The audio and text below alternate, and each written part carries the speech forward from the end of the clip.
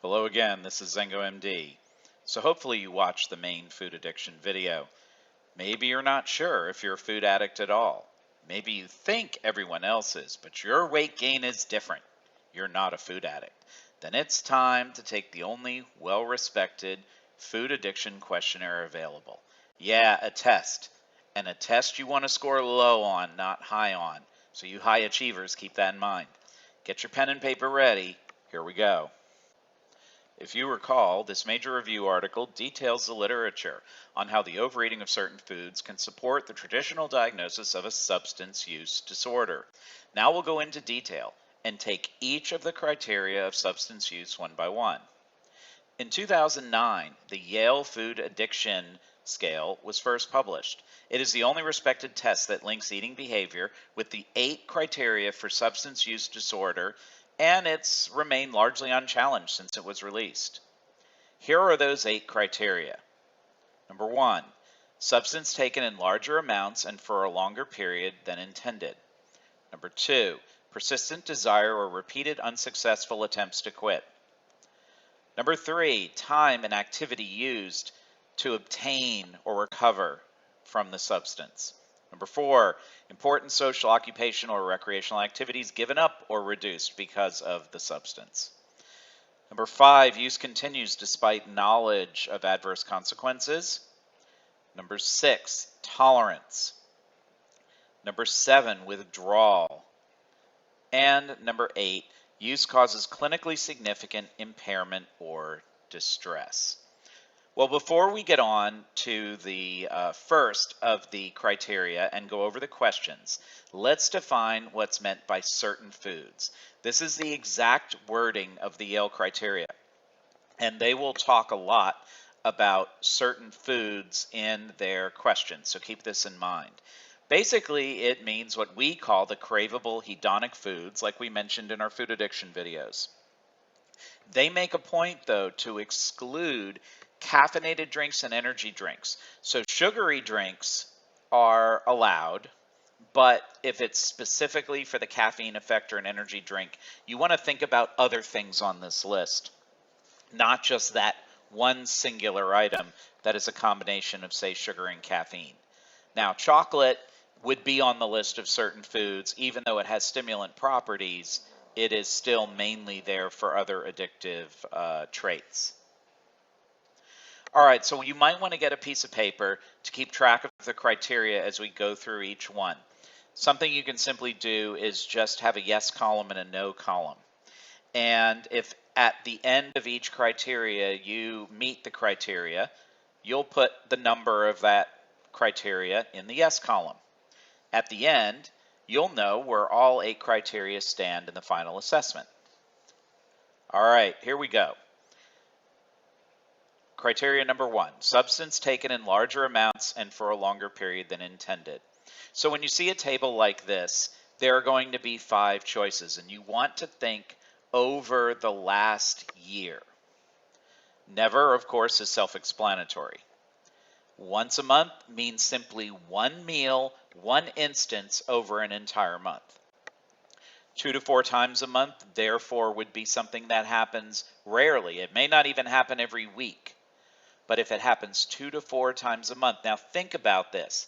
If you go out to an ice cream shop 3 times a month typically with your kids, if you buy a fresh baked cookie while you're shopping at the grocery store, keep that in mind. A lot of times we forget some of our rare, less than weekly repetitive behaviors like that.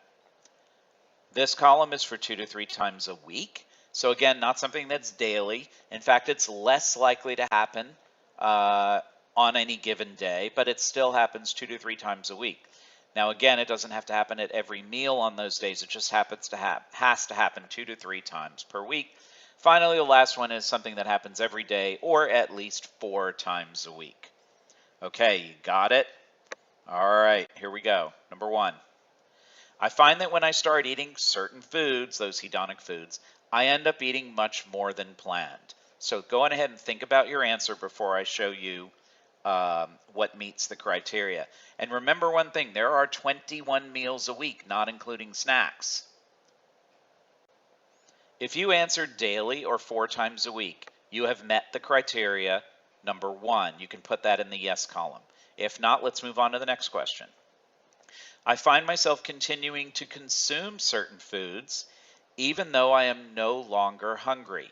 Have you ever thought about that? Have you ever continued to eat one of those foods and said, you know, I could have stopped a few bites ago or a few minutes ago because I haven't been hungry for a while? Again, daily or 4 times a week, and you need to put number 1 in your yes column. I eat to the point where I feel physically ill. So that could be a stomach ache, a headache, and you want to include not just the time you're eating, but really that first hour or so after the meal.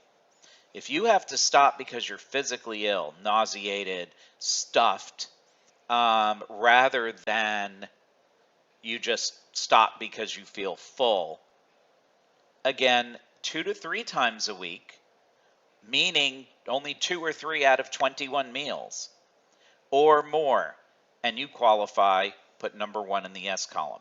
The key here is that each trait, like number 1 here, it's either binary, either you are or you aren't, and you only have to agree with one of these. You only have to get a red check mark for one of these to put criteria number 1 in your yes column. Okay, you got how this works now? Let's go to number 2. Persistent desire or repeated unsuccessful attempts to quit.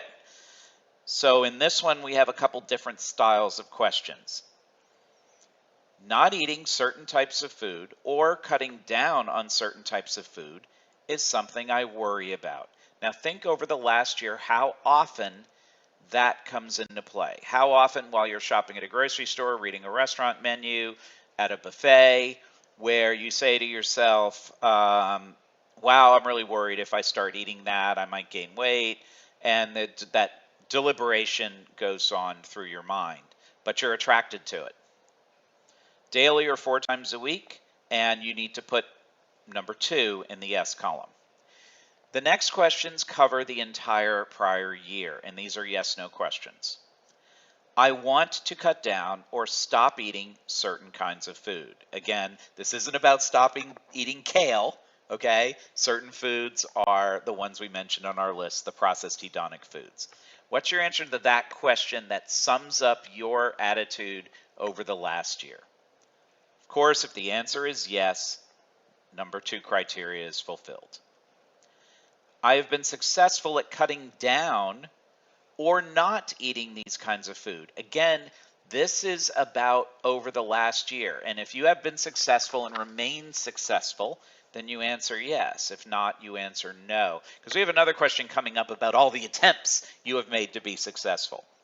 So again, if you answer no, you have not been successful to fulfill your wish or your worry, then put number 2 in the yes column.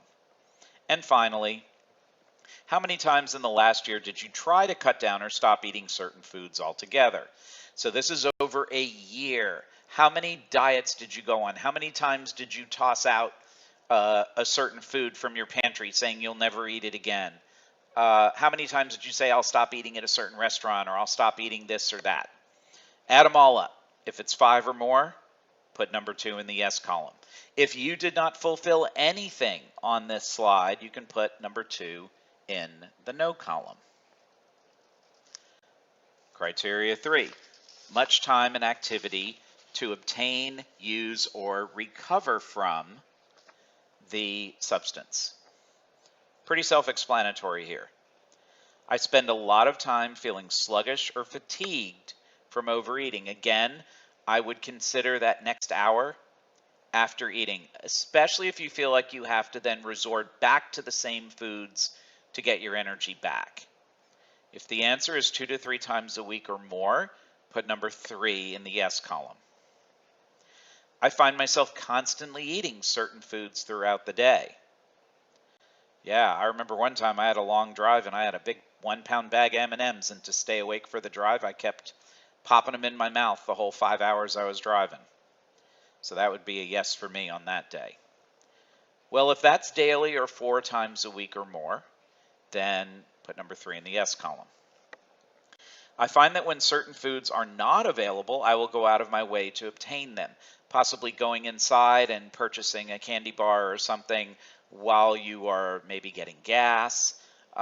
You'll make a special trip, possibly to a certain restaurant where another alternative that maybe serves healthier food might be closer. You really want to think this one through. And again, 2 to 3 times a week or more. Again, 21 meals a week. So it doesn't have to happen that often. It doesn't have to happen every single time. Okay? So if any of those are true, put number 3 in the yes column. Otherwise, put number 3 in the no column. So number 4 is about eating in social situations. So you want to think of social situations that involve food, possibly like a lunch buffet at work, or a birthday party, or an evening out with friends at a restaurant, going over to someone's house, doing a potluck dinner, possibly at someone's house. I want you to think about settings where there's food, where there's buffets, where there's desserts and these, quote, certain foods. Okay, here we go. There have been times where I've avoided professional or social situations where certain foods were available because I was afraid I would overeat. So think about that one for a second. This could even be possibly, deciding you don't want to go on a cruise with your family because it has an all-you-can-eat component to it. If the answer is just 2 times a month or more, because again, these social situations don't come up every day, that's pretty significant.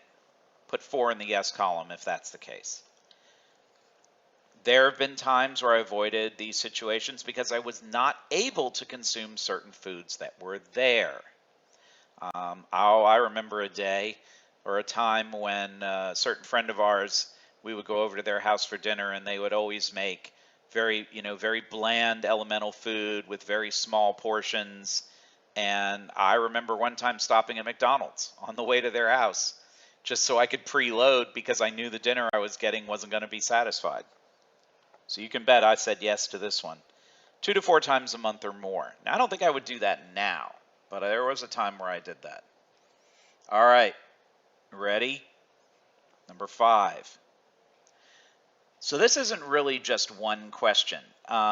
Use continues despite knowledge of adverse consequences. So before answering this question, realize that you know that there are health implications to obesity.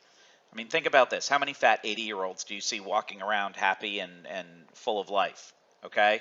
So we all know that there are negative consequences. But how do you approach it? Now, this is a simple single question.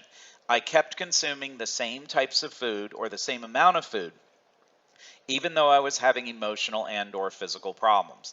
So that could be bloating, gas, pain, whatever other emotional feelings you were having because possibly you overate. It doesn't have to necessarily be a physical symptom. If in the last year that has happened, then the answer is yes, put 5 in the yes column. If not, put 5 in the no column. Number 6, tolerance. A marked increase in amount or a marked decrease in effect. So again, these are some yes/no questions. Now, think about this. What is your favorite manufactured processed snack food? Maybe a lot of times it's evening snacking, like a spoonful of peanut butter, possibly dark chocolate, something you eat habitually, maybe ice cream straight out of the container. In the last year, have you found yourself eating more than usual to get the same satisfaction? So the official term is, over time, I found that I need to eat more and more to get the feeling I want. So if you typically eat your snack with 1 spoon and 1 scoop and 1 bowl, or however you do it, or 1 square, and you find yourself going back for a second on occasion, and you didn't do that in the past, and then you've done that in the last year, the answer is yes. Put 6 in the yes column. I have found that eating the same amount of food does not reduce my negative emotions or increase pleasurable feelings the way it used to, meaning the food has less of a positive or negative effect on your brain. At the same dose, meaning you need to eat more to feel either really good or really bad. That's the definition of tolerance. Again, yes, and put number 6 in the yes column. Otherwise, no to both questions, put it in the no column. Number 7, characteristic withdrawal symptoms. The substance is taken to relieve withdrawal. So think about times when you're snappy, irritable, foggy, lost train of thought, sleep disturbances, things like that. Of course, if you've not tried to cut back or tried to quit certain foods at all in the past year, then this might be a hard one to answer because you wouldn't even know what your withdrawal is. I have had withdrawal symptoms such as agitation, anxiety, or other physical symptoms when I cut down or stop certain foods, excluding caffeine. Simply put, have you tried to diet in the last year? And if so, did you feel like this on the first day you eliminated those manufactured processed foods? Well, a lot of us try to eat well many times during the week and from meal to meal. So if this happens frequently and we find we're eating due to withdrawal because a certain food has been left out for a day or two, and that happens a couple times a week, then it's a yes. I've consumed certain foods to prevent feelings of anxiety, agitation, or physical symptoms that were developing. Again, caffeine doesn't count on this list. 2 to 3 times a week or more, and it's a yes. I have found that I have elevated desire for or urges to consume certain foods when I cut down or stop eating them. Again, another way of restating withdrawal. Same thing, 2 to 3 times a week or more, and put 7 in the yes column. This is one place where I think we're going to get a lot of no's, because one thing about food addiction is that the withdrawal doesn't seem to hit quickly. And there are not a lot of cycles of withdrawal. But when the food is avoided for many days on end, the withdrawal hits, and the withdrawal actually takes a while before we stop really thinking about the food and having that emotional connection. So I don't know if this could happen 2 to 3 times a week in a lot of people. Number 8, use causes clinically significant impairment or distress. Do you get mad or angry with yourself or depressed after you eat certain foods? I mean, after going out to dinner, do you come home and loosen your belt and feel very depressed about what you've done? Also, do you go out of your way to eat certain foods? Are physical symptoms from overeating or eating certain foods that maybe make you bloat or gassy affect your work or school performance? My behavior with respect to food and eating causes significant distress. If you have those feelings at least 2 times a week, put 8 in the yes column. I experience significant problems in my ability to function effectively, daily routine, job, school, social, family, health difficulties because of food and eating. Again, 2 to 3 times a week or more, and put 8 in the yes column again. So again, let's take a look at the criteria for substance dependence all over again, all in one place. Now look back at your list. How many yeses did you have for these 8 criteria? Well, in general, for a lot of other addictions that use this scale, 2 to 3 is considered mild, 4 to 5 moderate, and 6 to 8 severe. Now, if you took the test and laughed because you think these questions are stupid because everyone would answer yes, then not only are you a food addict, but you've actually begun to normalize the behavior in your own mind. And that's not surprising because more than 50% of people, I believe, are food addicts. And so when you have a majority of people that are affected by something, it is easy to normalize it because we tend to view diseases and afflictions as things that affect less than half of the people. But substance abuse is no laughing matter. You won't crash your car while you're intoxicated on food, and food is legal in any amounts without a prescription. But the pathways in your brain that abuse food are the same general pathways as any other addiction.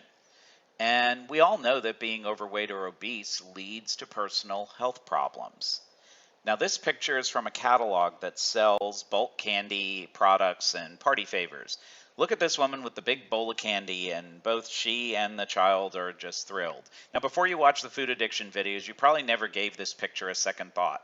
Now, hopefully, you look at this lady more like a crack dealer and getting this poor kid addicted at a young age. And boy, I found a lot of crack dealer mugshots to choose from, sadly. So it's time to look at all of these items as the ultimate substance of abuse. Some people can eat these in moderation and never cross the line into addiction. Those are the people who scored a 1 or a 2 on the test. Many people simply cannot. Therefore, all diets must take the same approach that treating an addict does, meaning you need to reduce the intake of these foods to zero, until the addiction pathways are fully extinguished. Well, that's it for me. Sorry it took so long. Join us again for another one of our videos on food addiction and what to do about it on our YouTube channel. And feel free to follow us on these other platforms as well for the latest news that'll help you live a happier, healthier life. Thanks again for watching and sticking with us. Bye.